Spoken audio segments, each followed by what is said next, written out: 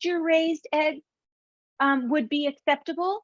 And if you can find a local neighbor who has chickens and they're selling their eggs, this is the recipe you want to use them for, because you're going to taste every one of those egg yolks and it's going to give your dish a beautiful yellow color. So we have our egg yolks. Let me just grab myself a spatula here.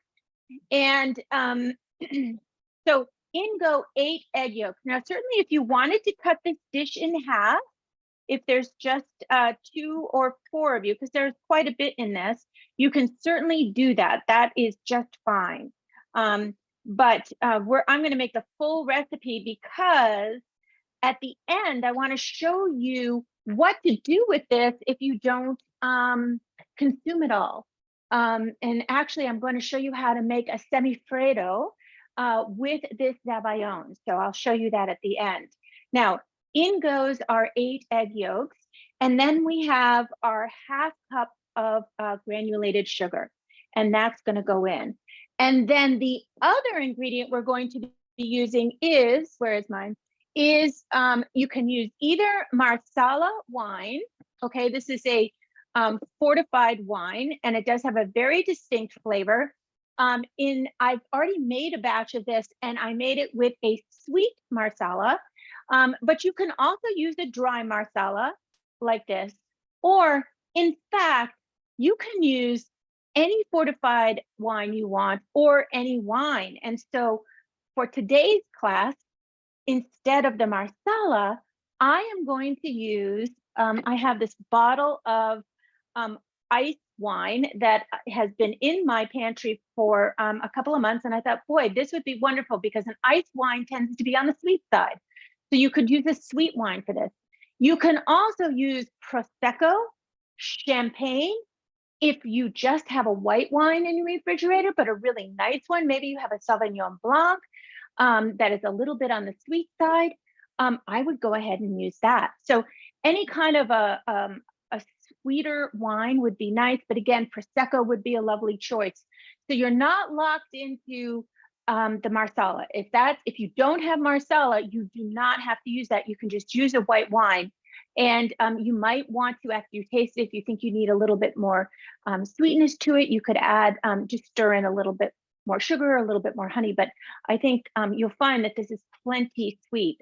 Personally, I don't like recipes or dessert recipes that are overly sweet.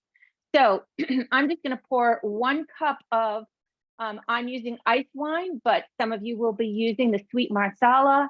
You may, again, have Prosecco. You may have a nice Sauvignon Blanc, so anything like that. So that will be my liquid of choice. Now, to get this started, we've got to get this whisked up so that we push air into these egg yolks, because this is a custard. Now, a couple of things I wanted to show you first. I wanted to show you my assortment of whisks.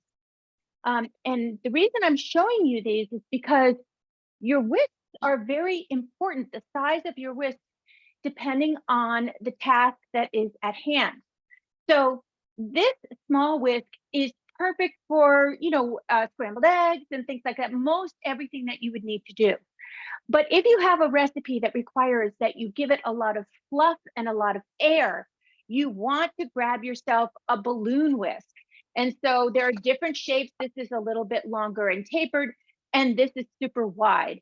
This one I love for using with recipes like this, or when we did a creme anglaise before, I used these larger whisks. And if you're going to make whipped cream by hand, this will make it really fast.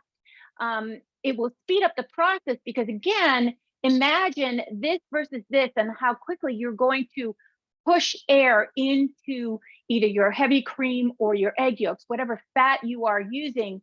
You're going to get a much quicker result by pushing more air and getting more lift with this larger balloon whisk. So something for those of us who love gadgets, you might as well have a nice assortment of whisks, because everyone has a different job to be doing. Okay, so now our first thing is we've got to get our egg yolk kind of fluffed up. So I'm going to, I'm featuring my egg yolks. Let me just see if I can switch my light around here a little bit so you can get a better view, lighting better. Now, this right now is just kind of, it looks like, I don't know, it looks kind of like a lemon curd, right? We are going to whisk this enough that it's going to actually lighten up the yellow color, but it's going to end up looking more like a mayonnaise. All right. So it's going to take a minute or two, 2 to 3 minutes even to do that. And so what I'm doing is I'm helping the sugar to dissolve, but also giving air and pushing air into those egg yolks. We haven't yet added our wine. That is going to go in right before we begin to cook this. So while we have the opportunity of just having the egg yolks and the sugar alone, we want to start whisking that. Now you can see now that the color has shifted, right? So it's come down to more of a softer yellow, less orange, and there are many ways that you can hold your whisk. Now, obviously, I'm tipping my bowl, and if I give it a lot of lift, get up underneath that, that is going to give it a really good push of that air in there, break up those fat molecules, and that will help us later. Now, you see how, as I'm doing this, as it's whisking more and more, you begin to see the trails of this mixture kind of back on itself. And that's a really good way to look at this. The other thing too, as I mentioned, starts to look like a mayonnaise. It starts to get that thickness. You start to be able to see how I can see some part of the bowl where nothing's filling it in for a second. That tells you I'm getting it to that thick enough combination. Now, it does require that you have good arm strength, but you can switch the the hold on your whisk to kind of give yourself a break. So here's an underhanded hold, but it's still a push around, or you can do the overhanded, and that's kind of a lift all the way through. Now the bowl I happen to be using today is a copper bowl that my mother gave me years ago, and I love to use for recipes like that. Is it necessary? No. In fact, I had forgotten I had this bowl. So this is the first time I've used this bowl in probably 15 years. But now that I've uncovered it, I plan to use it a lot more often. It's just a beautiful bowl, and the copper tends to help the whisking process. There's something in that copper that does a great job, especially with egg white in particular. So there we go. Now, super thick. You see how that is really like drizzling off there in a real ribbony fashion. So that's as far as we need to go with that. And then we're going to go ahead and take our wine, whatever it is that you choose, and we're going to add that in. Now you can see how that is going to immediately lighten that up. Well, what was the purpose of that, Liz? You just kind of killed that by adding all the wine. But what I've done is I've broken up and those fat molecules in the egg yolk, so that as this heats over a double boiler, they're going to be open anyway, and so they're going to froth up a lot faster. Now, I'm going to do this again right here so that you can see it, so that we can be talking. And let me just get this. This is a wonderful little tabletop. Been a while. So I used to travel with these, and this one has the igniter is broken, just like my stove. This is my frustration in life. So this is heated with, I've got a can of butane in there, and I've got a backup just in case. So we've got that all set. And let me just get this on so I can adjust it. Oh, there we go. Kind of turn that down a little. Okay, it's better to use induction if you can, but the pan that I'm using is not induction ready. So I'm going to add a little bit more water. I'm going to bring this up to a boil. And we're going to go ahead and place our bowl on top. So again, you can use any kind of a bowl, but the thing to remember about this recipe in particular is that it is going to froth up to almost 3 times the volume from when you start. So it's a good idea to have a large bowl that you're using. And then right now, my goal is to bring that water that's underneath in my double boiler up to a low simmer, keep it simmering, and then move this around. Now, if I move it around in almost a figure eight, I continue with that frothing, and that will help this to then cook without overcooking and scrambling my eggs. So I'm checking underneath. I'm going to lower my heat down a little bit because that's just running it a little too high. I don't want too high of a boil. All right. And then I'm just going to keep this moving. Now, this should take me between 6 and 8 minutes. So what am I looking for in this? So right now you can see there's a lot of bubbles on top and it's super loose. So as we go around and as I continue to move this around and as those egg yolks begin to thicken, you will see that those bubbles start to diminish. And then we start to get a real soft looking cloud of custard underneath. Now, this will not be as thick as a pudding, but more on the softer side, somewhere between a light sauce and a pudding. And so I will show you that towards the end, obviously. Bev, so as we continue on, do we have any questions at this point? Or Kathy? Whoever my assistants are. Sorry, Ashley, Kathy. are you going ahead? Go ahead, Ashley. Yep. I have questions though. Yep, go right ahead. Okay, well, I just picked up on the people that asked about substitutes, of course. Can you substitute apple juice or water for the wine, or can you substitute something for the eggs for vegans, excuse me. So I can't answer the vegan question because that would completely change the recipe altogether. So, and I'm not a vegan, so I have never experimented with a vegan custard like this. So I honestly can't answer that question. And then what was the other question? Was a substitute for the wine? Can you use water or apple juice or something, just maybe non-alcoholic wine? Okay, so good. So the point that you're asking is about the alcohol. Can we do something non-alcoholic? Oh, let me just stop you. Do you see how froth this is? That has really whisked up. So I'm going to give it, this is going nice and fast because I've got my temperature up a little on the higher side because I didn't want this to take forever. So I'm just going to take this off for just a quick second and just keep talking and stirring. So the question was, can I use a non-alcoholic? So here's a good tip for you. Alcohol can be cooked off, right? So whenever we cook a recipe using alcohol, so we flambe something, right? You put it over the heat and you flambe it.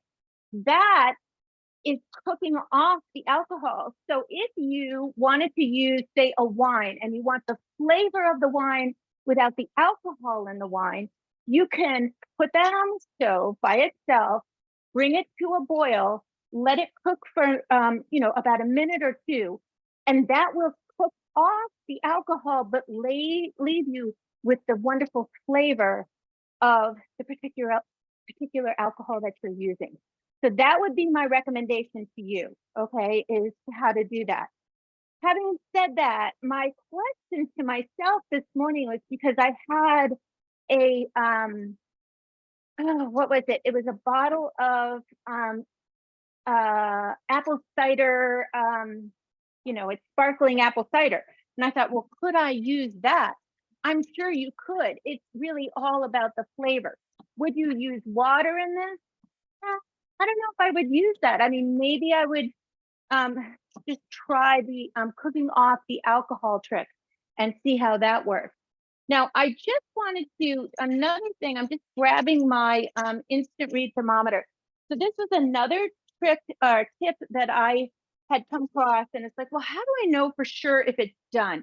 So what I'm looking to do here is I'm looking for the temperature of my mixture to come up to about 180. And that way I know that it is fully, those egg yolks are fully cooked.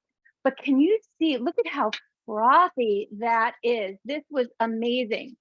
So having done this yesterday and then repeating this today, my tip to you is to go with a medium simmer of the water underneath, not too low, because that will just take way too long. The other thing is I've changed the wine. Yesterday I used the Marsala wine, and the Marsala is darker in color. So it made my Zabaione a little bit more on the tan side, I would say, as opposed to the yellow. And I really love the looks of this.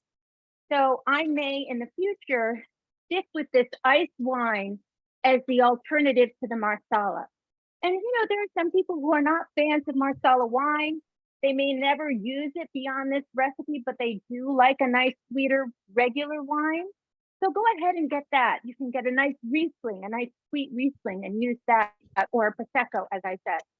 All right. Liz, we have a couple of questions about wine. Somebody asked about what fortified means. What is ice wine, and how much wine is in the recipe? I think it's a cup. Am I clear on that?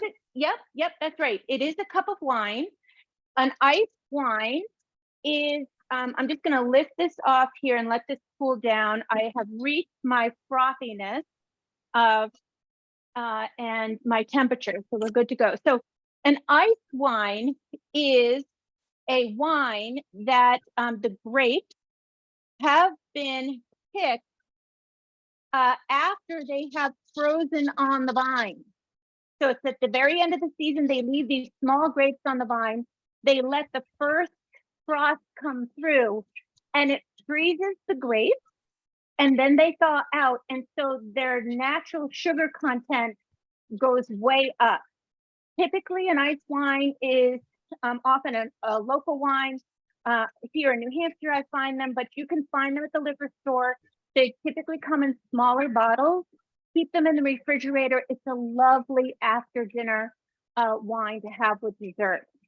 And then the question about fortified wine is, I don't know the exact definitions, but it is a more flavored wine. So that would be vermouth is considered that. The Marsala, I'm trying to think, sherry can also be is also a fortified wine.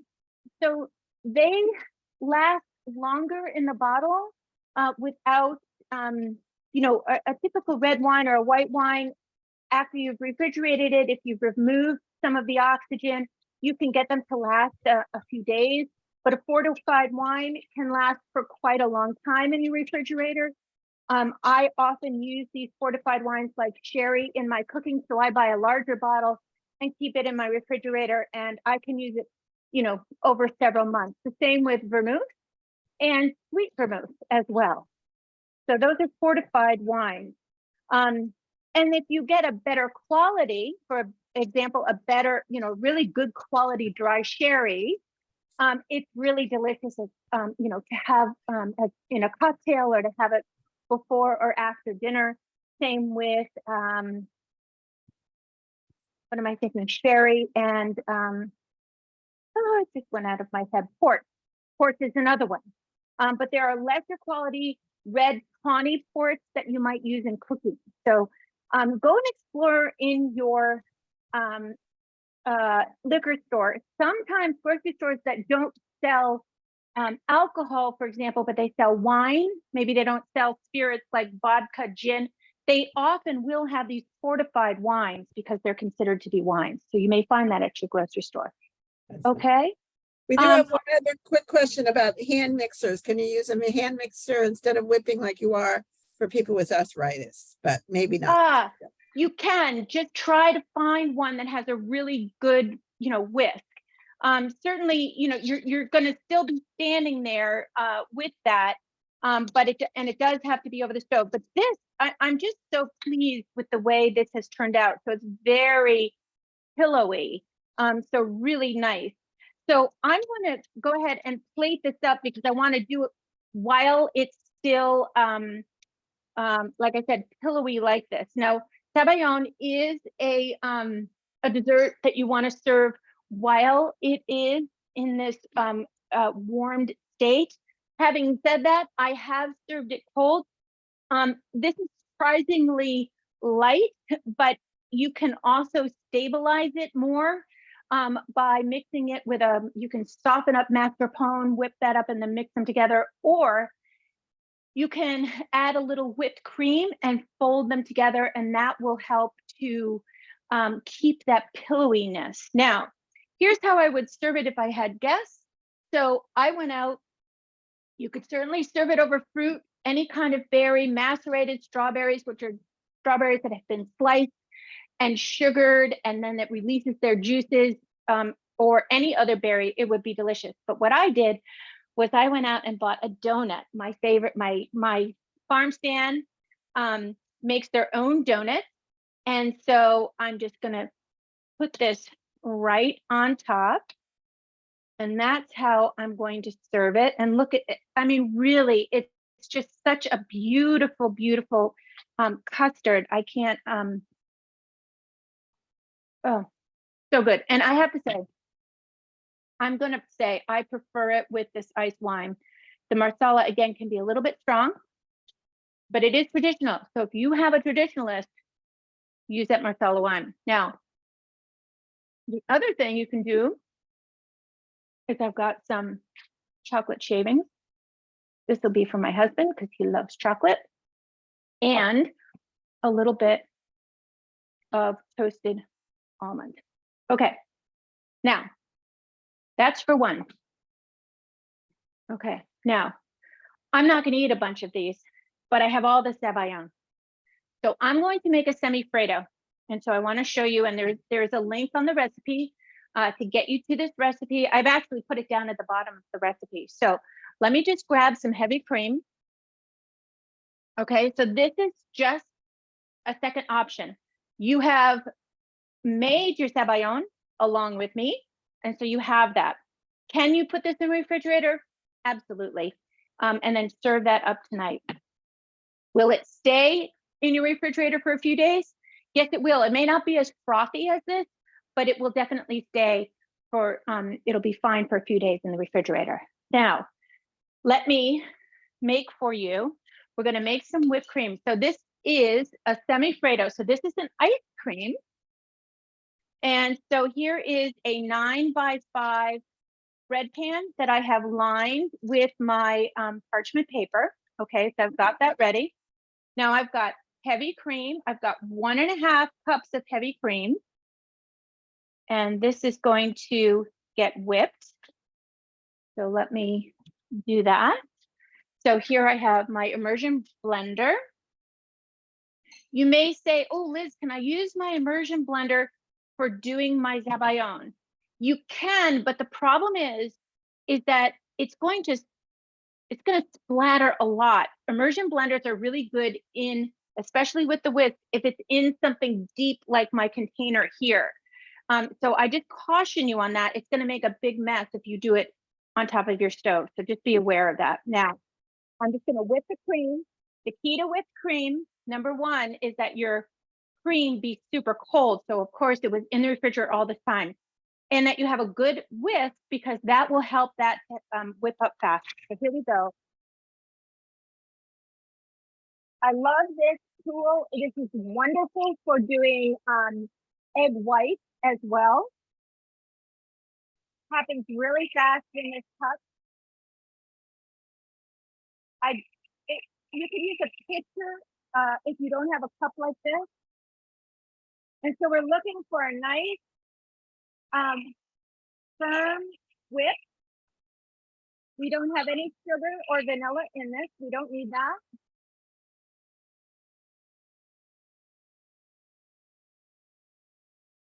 And there we go. Okay, so that is a good whip. Whoop. Oh, of course. This has been the story of my day. Fortunately, it didn't get on my computer. So there we go. All right, now we're going to go ahead and we're going to fold these together. All right, so this is heavy cream, along with the sabayon. So it's 3, in the end, it comes out to 3 cups of heavy cream. Oh, All 3 right. cups of heavy cream. Somebody asked that question. Well, I'm sorry, the raw heavy cream before we whipped it was 1.5 cups. Basically heavy cream, once you whip it, it doubles in volume. So 1.5 cups gives me a final 3 cups of my heavy cream. And that's what I'm hoping for. Okay. And then we're going to, now, I should have let this sabayon cool down a little bit more. Okay. So just keep that in mind. You want to make sure your sabayon is cooled down, or at least at room temperature before you, kind of fold this in, but this will be fine because this is going to go right into my freezer. But just on your own, make sure you've cooled it down. How can you cool down your sabayon? You can also put it over a pot that has ice water in it and just whisk it up, and that will be perfect. You'll just cool it on top of that pot of water, or in a bowl of ice water. It'll help to cool it down. Okay, so now we have our sabayon, and it's taken a little bit of the height out of it, okay, because we folded it in with something else. And now I'm going to take my baking pan here, and I'm going to put my almonds in the bottom. All right, and then I'm going to go ahead and add my sabayon. I'm going to do 1 layer of my sabayon and heavy cream in here. And then I'm going to take half of my shaved chocolate. I think I used about a cup of shaved chocolate. Here we go. And I'm going to marble that through by just taking my knife and moving it through, and that will move that shaved chocolate throughout, but you can still see, we'll still see the lovely sabayon. Okay. And then we'll do the rest. And this is then going to get covered, put into the freezer for at least 3 hours. I left mine overnight, and at the end of class, I'm going to scoop out what I did yesterday. So what I did was, remember, I used the Marsala wine, and I decided to make a semi-freddo with that. And I went ahead and I toasted up pecans and chopped them up, and I mixed those with the sabayon and the heavy cream mixture. So that was about a cup of chopped toasted pecans. And then I had some caramel in the refrigerator that I had made at our last class. Remember, we made a spiced caramel, but I made some regular caramel afterwards. And so that, because I had that and I hadn't been using it, I went ahead and I did just like this to marble the caramel through the sabayon. And then I froze it, and oh my gosh, it's delicious. So that's what I'm going to show you at the end of class. So here is my chocolate, and then the last of my almonds will go on top. And then when we go to take this out, you can actually take this out of the freezer and invert it, and then it'll come up like a cake, and you can slice it and serve frozen slices of semi-freddo. So this is going to go into my freezer, and then I will come back at the end of class, get my other semi-freddo that I made yesterday, and I will scoop that out and show you that as another dessert. So I just wanted to give you another idea on what to do with your sabayon, because it's a lot to have left over, and so to be able to just mix it, 1-to-1 with whipped cream and pop it into your freezer, and then you have ice cream. I mean, how great is that? And now you've made it yourself, and you know every ingredient that goes into it. So I wanted to share that with you. Now let's go ahead and do our risotto. All right, so I want to get my first ingredients all set for that. So we have, now in the recipe, I saw today when I was going through it, of course, sometimes this happens, I had left out the pancetta in the list of ingredients. If you don't have pancetta, don't worry about it. it really just adds a little flavor. If you happen to have bacon fat, you could use that too. But I didn't have pancetta, so I went to my local farm stand and they had local bacon, so I bought that instead. Just make sure you're not buying a maple bacon because that'll make this taste kind of funky. And a smoked bacon is okay. You're only using a little bit, but you don't want to have a super strong smoky flavor in this. Now, this is the Milanese style, which means it's really very basic. There's no wine in this. And the key ingredient in this also is the saffron. So I will show you my saffron. I just want to get the rest of this started first. So I have my pancetta cut up. I'm actually using bacon, but either one. And then we have an onion, and I'm going to dice this only about 2 tablespoons. So while I do that, Kathy, do we have any questions?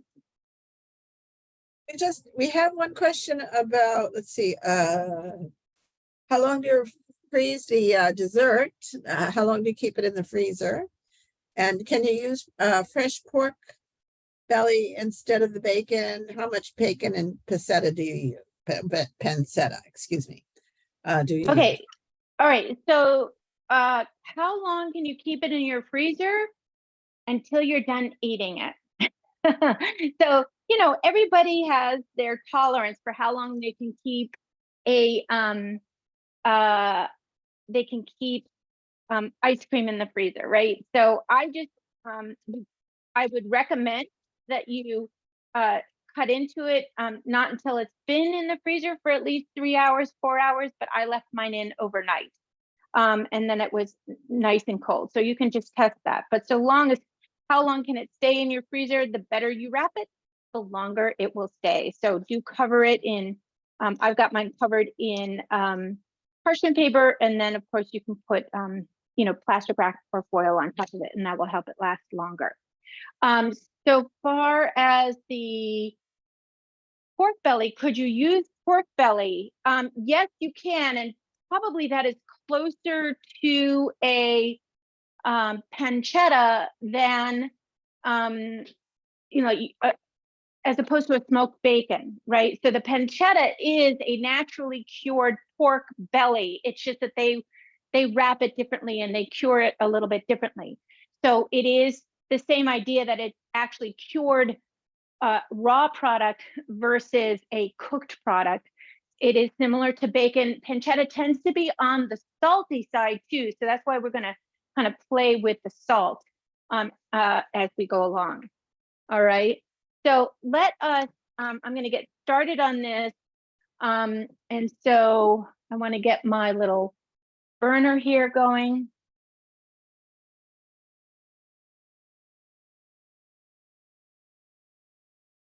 Okay. And we want to use our large bottom pan, and that will help to cook your risotto faster. So if you wanted to use like a 12-inch straight-sided saute pan or 10-inch, you could use that. I'm using, of course, my La Crusette. It's got a nice sized bottom on it. So I'm just going to heat that up, and I'm going to heat that up with a tablespoon of butter and a tablespoon of olive oil. Okay. And in that, I'm going to go ahead and add, we've got 2 tablespoons of onion. All right. You could use shallot too, if that's all you have, that's fine. And about 2 tablespoons worth of your pancetta or your bacon. All right. And what we're doing here is we're just softening up our onions and cooking our bacon. The bacon or the pancetta is not going to get crispy. The idea here is that we are rendering it to release the fat, which will release the flavor into our risotto. So that's what we want to do. Now, let me just talk to you about the type of rice we're using. We're using arborio rice. This particular type of rice is going to absorb a lot of liquid and it's going to get creamy. Okay, so you can't use a long grain rice or anything like that. One substitute I have come across that I have used in the past is sushi rice, because that is also a sticky rice, but stick with the Italian arborio rice if you can. And you can get that at most any store these days. So do stick with that. The other thing that we're going to be doing is we've got our saffron. Now I wanted to show you this. Now you can buy, of course, saffron. I'm just going to turn this down just a smidge. You can buy saffron. It'll come in threads. It's pretty expensive. So some grocery stores, they keep it way, with the customer service. And I found Trader Joe's is a great resource for it. You just get a little bottle worth. You don't need a lot because you can overdo saffron completely. However, my brother-in-law is from Milan. And over the years, he has always brought me home their saffron because they have it pretty regularly. These actually come in packs of 4. And it's an individually wrapped. All right. And okay, so this is cooking up a little bit. So now what we want to do is add our rice, and we want to toast our rice and coat it with the butter and the oil, and just give that a minute. Okay, to kind of toast up that rice. All right. Again, the problem with this is that it's not easy to regulate the heat on this. So I'm going to turn that down. So now this saffron little packet opens up, and it's a saffron powder, which is wonderful. And so that is going to go into our bowl. So that's about 1/3 of a teaspoon. All right. And then I'm going to add to that, I am using chicken stock. You can use a vegetable stock. If you don't have that, you could certainly use, just plain water if you wanted to. You're just going to have to season up at the end.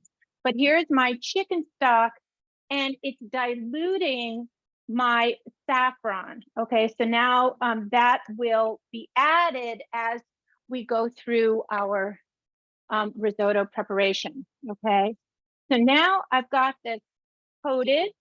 All right, and now it's time to add the water or the stock or whatever you're using, broth. Now we're going to be using, each time we're going to drop in 2 ladles full.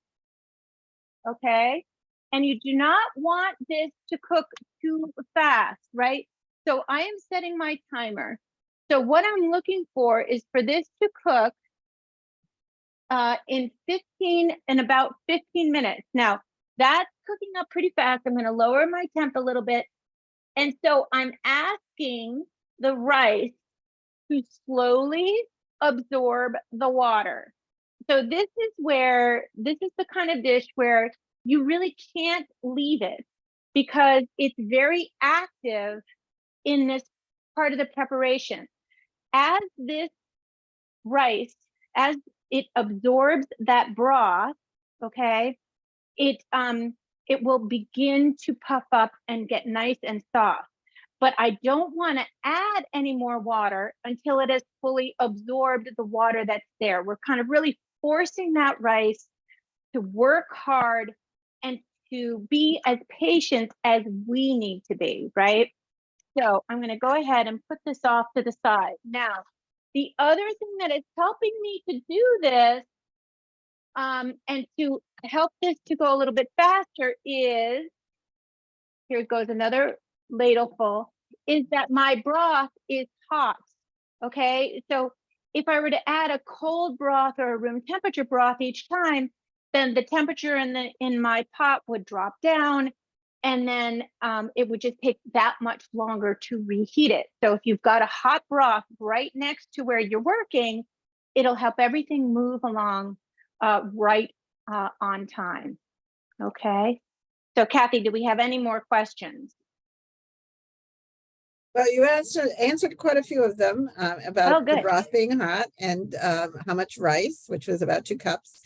But also somebody said, they wanted to know if there was a substitute for the saffron because they don't have any saffron in their kitchen. But maybe not. I mean, look, you don't have to make it with saffron. You could make it with rosemary You could make it with thyme. Yeah. So the Milanese style has saffron, I see. but Yeah. you are Yeah. not limited to that by any means. So yeah, no problem with that. No problem. I like a lot of Yeah. garlic and parsley myself, but there you go. Yeah, yeah. And look, you could even, I mean, there are plenty of risotto recipes that actually use wine. So instead of a cup of broth, you know, uh, with the saffron, you could just add in a cup of wine too. I would add it at the beginning before you add the rest of your broth, but that would add wonderful flavor to it. So definitely do that. Oh, I know. You could use a drier wine, and then you could add that with your, use that with your zabaione. So you have two uses for your wine in one meal. Were there any other questions? Somebody was saying, oh, well, I think Ashley answered it about where your recipe could be found for this. And is it 2 ounces of the pancetta? Yes, somebody said yes, 2 ounces of pancetta. Yeah, 2 ounces, 2 tablespoons. Yeah, just a small amount, because this is not a pancetta dish. The pancetta, it's like adding, when we make a New England style clam chowder, we add some bacon to it to give it, this depth of flavor. That's what the pancetta is doing. Wonderful. Yeah. Okay. All right. So now it's absorbed all of that liquid. So I'm going to add another cupful. And there we go. All right. Now, so I have made risotto over the years. And one of my favorite ways of making risotto is to make it with butternut squash. So how can I make this? How can I take it from the Milanese style, which is really just the saffron, simple, and then we finish it with butter and cheese? How do we then build on this? Well, you could do it with your butternut squash. Roast off about, a small butternut squash, cut it into, 1.5-inch cubes, and just put a little bit of olive oil, salt, and pepper. Roast them in the oven until they're fork tender. All right, not too soft. You just want them to be barely fork tender. And then you can add them to this cooked risotto, and that will then make it a butternut squash risotto, which is absolutely amazing. The other thing that you can do is I have gone ahead and let me just go grab, I have a pan here. I had some zucchini and some mushrooms in my refrigerator. So I just cut them up and I roasted them. So for my husband, for our dinner tonight, I'm going to add this to my risotto. And then I kind of beefed that up a little bit with some veggies. You can make just a plain mushroom risotto if you want. Saute your mushrooms in butter with a little bit of thyme, set them aside, make your risotto, and then combine the two. You could do this with shrimp, all right? So again, just roast your shrimp up separately and then add your shrimp to your finished dish. The same with scallops, saute them in butter separately and then add them to your risotto. So a lot of different ways that you can really, prep this up, okay? Remember, this is also, I've not made a sweet risotto, but there are plenty, it's like a rice pudding, right? So I'm sure there are plenty of ways that you can take a risotto and do it on the sweet side. And in that case, I might use, a honey water or something like that, maybe. And I would use that to make a sweet risotto. Even with the saffron is wonderful in sweet dishes as well. Okay. So we're almost dried out here, and we're going to go ahead and add some more. And so this is how we're going to go along. And I'm just going to check my timer here. We're at about 8.5 minutes. So we've got a little bit more time. And then right towards the end, I'm going to add my saffron water, and that's going to, really liven this up. Now, my chicken broth is a very enriched broth. That's why it's so dark, because I add a lot of dark meat in there. I might have added some roasted bones in there. And so it's not so light in color. So the yellow color won't come out as strong. But if you're using a store-bought chicken stock, or maybe you make your own chicken stock that's a little lighter, almost clearer in color, you're going to get a really nice bright yellow color to this when it's done. There we go. So this has been one of my favorite dishes. I always get nervous though when I'm serving it at parties, because it really is a last minute finished dish. So just keep that in mind, because when we go to pour this on the plate, you really want this to be kind of like a zebayon, like a really loose pudding that's going onto the plate. Now, for me, and we've talked a lot in the past about low carb dishes, right? This is far on the other end of low carb. This is super high carb dish because of all of the rice. So how do you treat this? Now, in Italy, this is the meal. And many people serve this as the meal. I personally serve this as a side dish, and then I have it over several days, because I don't want to eat a full meal of this. It's like I really don't eat a full meal of pasta either.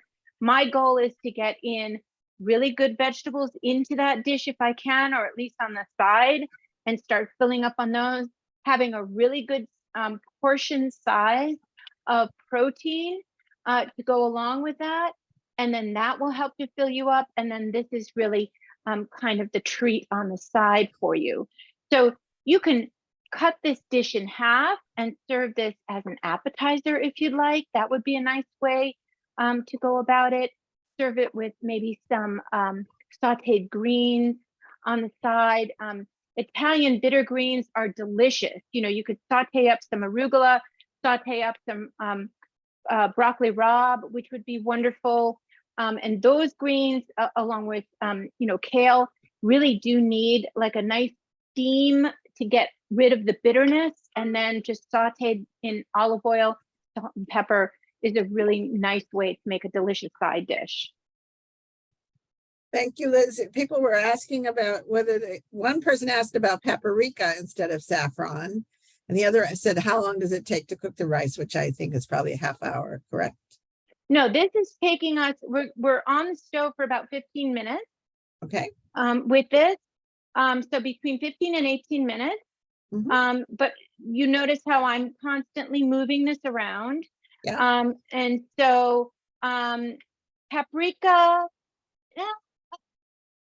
I mean, if you're looking for color, sure. I just don't know that that's going to add to the flavor necessarily.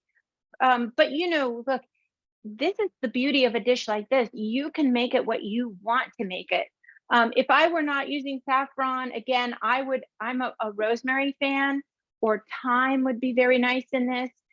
Plenty of parsley at the end would be nice. Any kind of herb that you like would be fine. All right. That looks good. Yeah, it does. It's just, you know, it's a labor of love. Now, for people who have ever made polenta, you know, it's the same idea. When you make using something like this, these arborio, the arborio rice, or you're using a coarse cornmeal as you would in polenta. Oh, I'm going to let that go down a little bit more.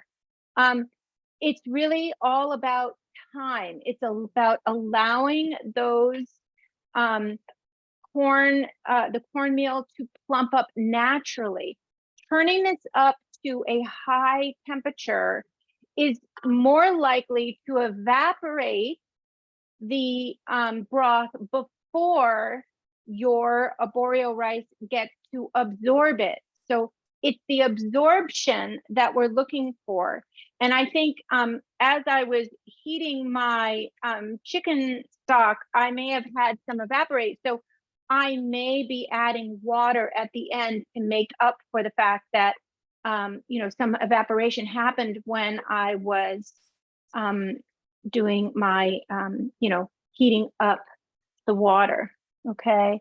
or the broth. So I just want to be careful of that.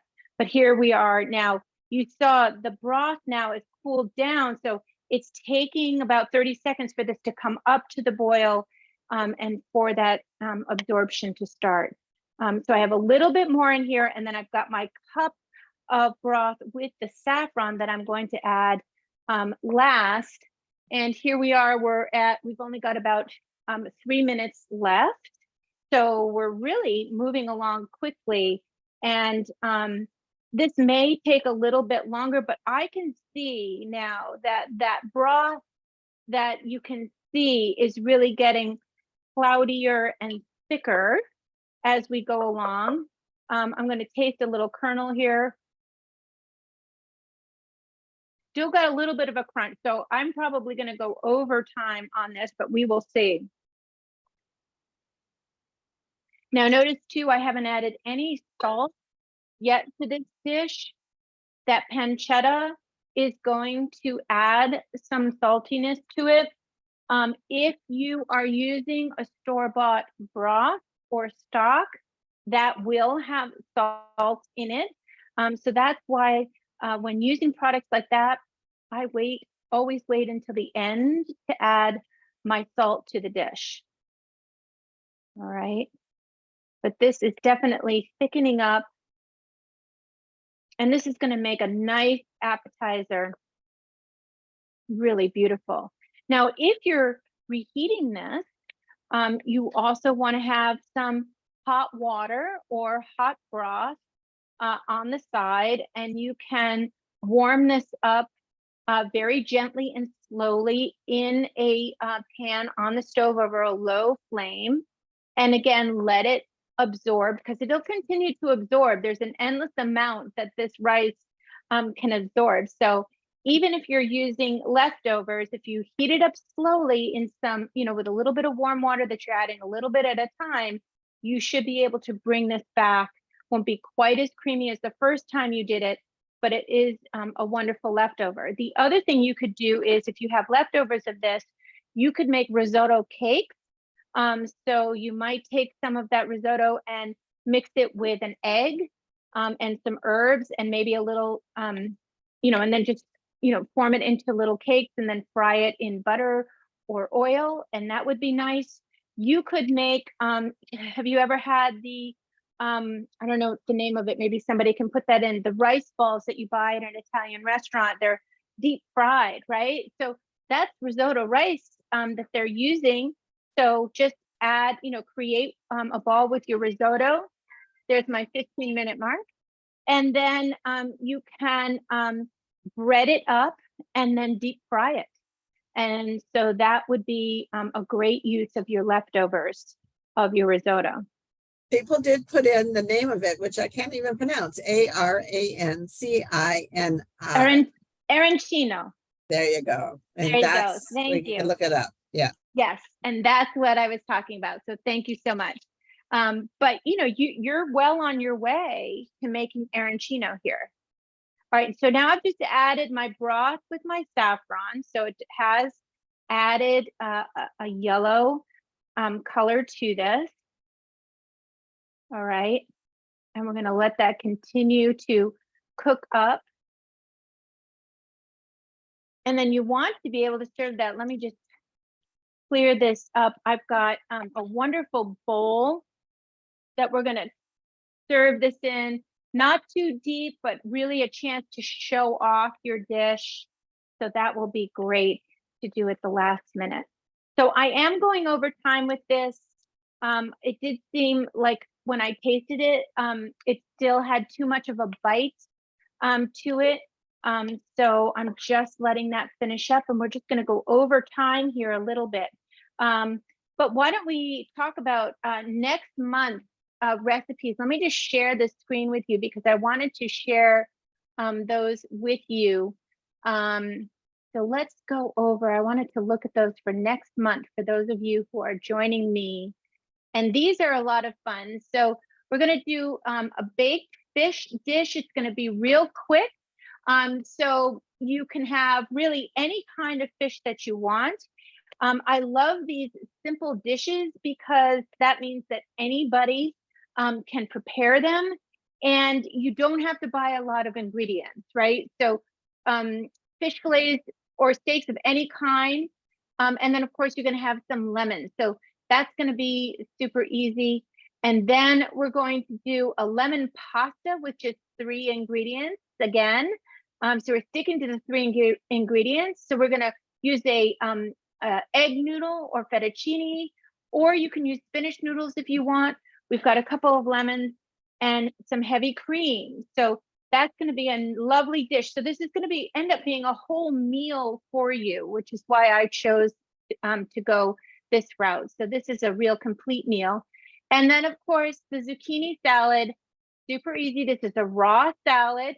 Okay. And if you have your mandolin, this is a chance to use it, or a good sharp chef's knife will be fine. So it's a great theme, easy to do. And sometimes having, simple recipes just makes cooking that much more fun and easy for an evening when you don't want to have to do too much.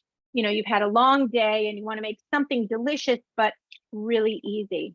Okay, so this is going to be my last cup. I just added a little bit of water to this because like I said, my broth had cooked down. So I'm just going to let that finish up. Okay. And while that's happening, I'm going to get out my semi-Fredo that I made last night because of course I tested my recipe ahead of time to make sure I had everything working properly. And so let me show you that. All right, give this a little stir. So we're going to do this two-fisted. And so this is my marsala zabaione. I followed the recipe as written. And then I stirred in toasted pecans that I chopped up. And then stirred in, remember we made caramel sauce. We made a spiced caramel sauce, but I did it without the spices. Regular caramel sauce, been in my refrigerator. And I just worked it through with that knife. And there is my semi-Fredo. So this is the best ice cream I've ever made. The egg base added with the heavy cream makes it really super easy. And so we'll add a little bit of, let's add a little garnish of a little pansy. So we have that. So we have 2 desserts out of our 1. All right. And then here is our risotto. And I think that's really coming through now. So I'm going to turn off my heat.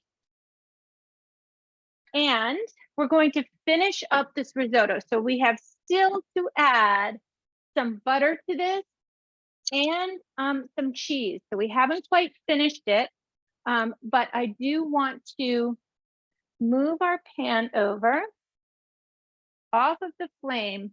Now, in past classes, when we've done sauces, I've talked to you about the idea of how do I make a sauce as creamy as they do in a restaurant.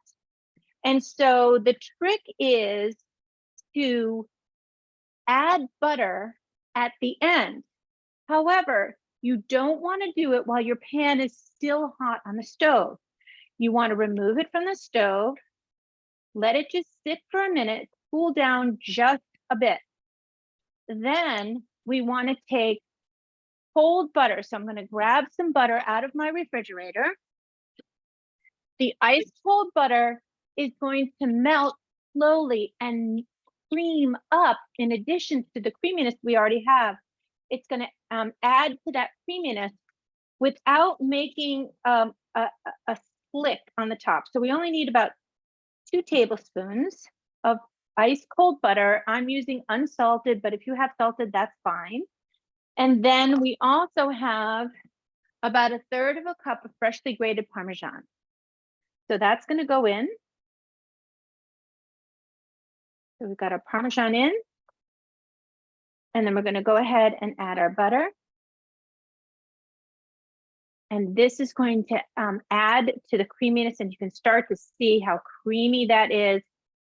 And that's it. That's how simple risotto is. Risotto is mainly about patience and time and knowing that this is where you're going to be.